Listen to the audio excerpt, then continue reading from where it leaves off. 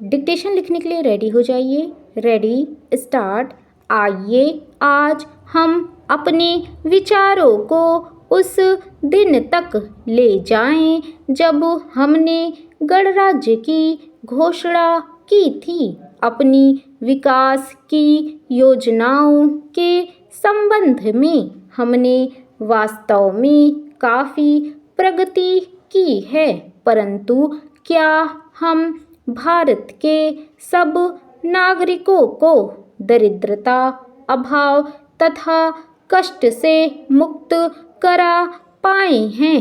प्रकृति की शक्तियों को अपने अधीन करने और जनता के कल्याण के लिए उन्हें नियंत्रण में लाने की दिशा में भी हम आगे बढ़े हैं, किंतु हम यह नहीं भूल सकते कि कुछ महीने ही हुए हमें भारत के उत्तर पूर्वी प्रदेशों में भयानक बाढ़ का सामना करना पड़ा था, जिसके कारण यातायात के साधन छिन्न भिन्न हो गए और वहाँ की जनता को भारी हानि उठानी पड़ी। निसंदेह साक्षरता प्रसार और रोगों के निराकरण के महत्वपूर्ण उपाय भी हमने सोचे हैं। यद्यपि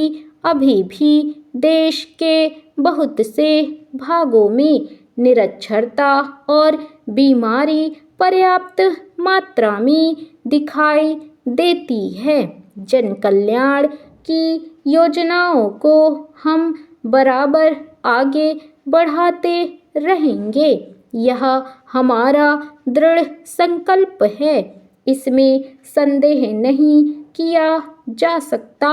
इन योजनाओं के पूरे होने के संबंध में जो प्रयास अब तक किया गया है, उससे भी हमें असंतुष्ट नहीं होना चाहिए। फिर भी जो कुछ अब तक किया जा सका है, यदि वह बहुत चमत्कारी नहीं दिखता, तो उसका कारण यह है कि अभी निर्माण कार्य जारी है और समाप्त नहीं हुआ है।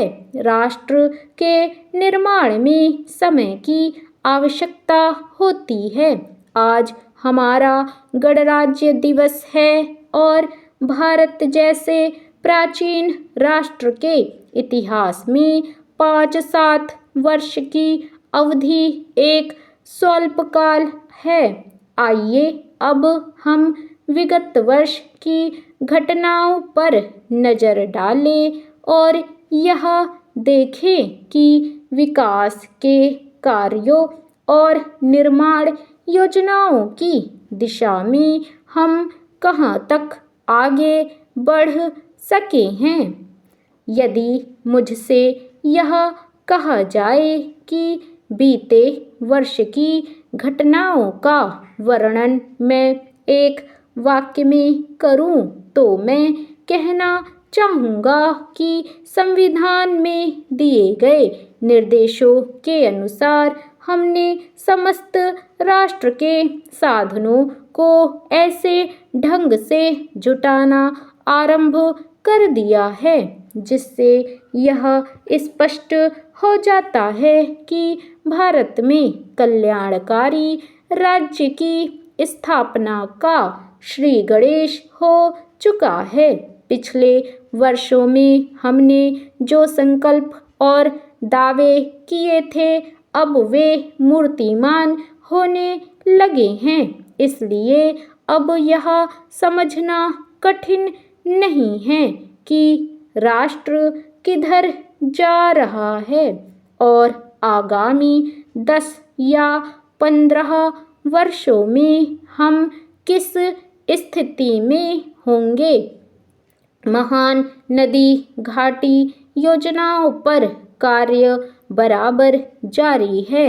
इनमें से एक योजना भाखड़ा नंगल योजना से बहुमूल्य पानी और बिजली पंजाब, पेप्सू तथा राजस्थान के भागों को मिलने भी लग गई है।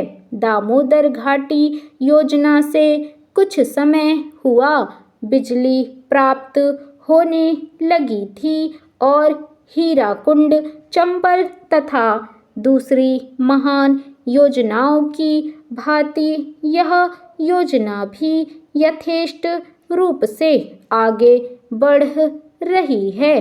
भाखड़ा नंगल योजना का प्रथम चरण समाप्त होने से अब यह स्पष्ट है कि इन महान योजनाओं के द्वारा देश में कितने महत्वपूर्ण परिवर्तन हो जाएंगे।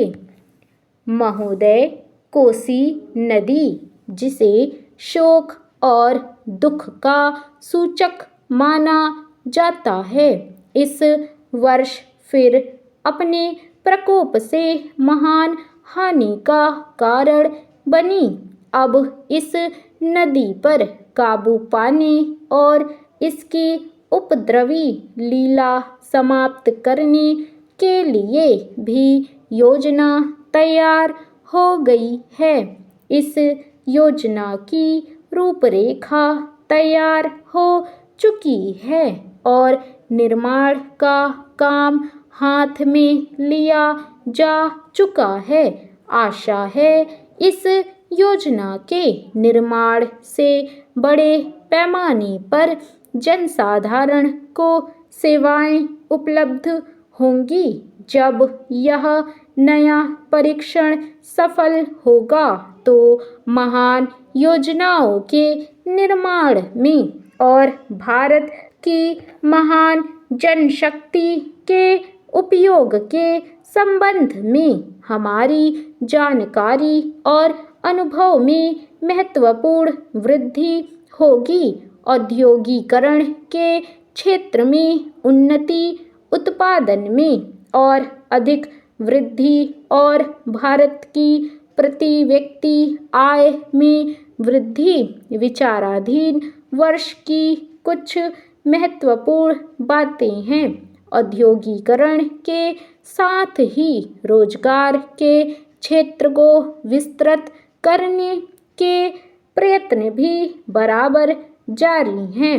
कुटीर उद्योगों और घरेलू धंधों को प्रोत्साहन देकर औद्योगिकरण और रोजगार में समुचित संतुलन स्थापित करने का प्रयास किया जा रहा है।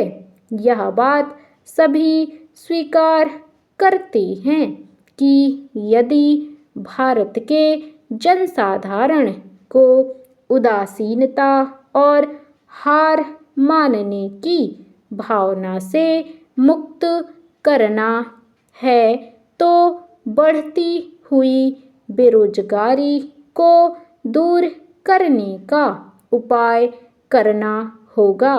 इस दिशा में घरेलू उद्योग धंधे बहुत से लोगों को आंशिक या पूर्ण उपयोगी काम देकर इस समस्या का बहुत कुछ समाधान कर सकते हैं।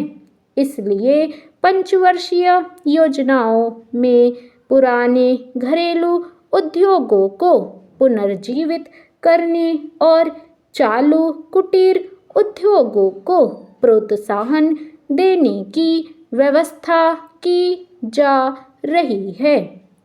विदेशी मामलों के क्षेत्र में हमारी सफलता और भी अधिक है। हमारी नीति, जिसे मैं सक्रिय और सोउद्देश्य तटस्थता की नीति कहना चाहूँगा, वास्तविक व्यवहार में किसी भी देश अथवा यहाँ के लोगों को अपना शत्रु न समझने की नीति है।